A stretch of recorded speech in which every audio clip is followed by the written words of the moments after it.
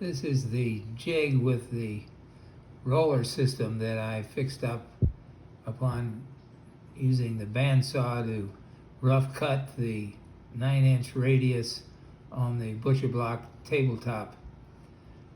These chrome balls have small ball bearings in each of the 6 different ones.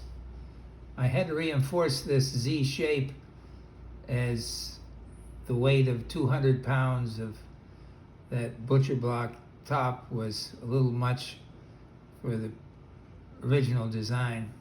So the vertical pieces are added. Thanks for watching. Bye-bye.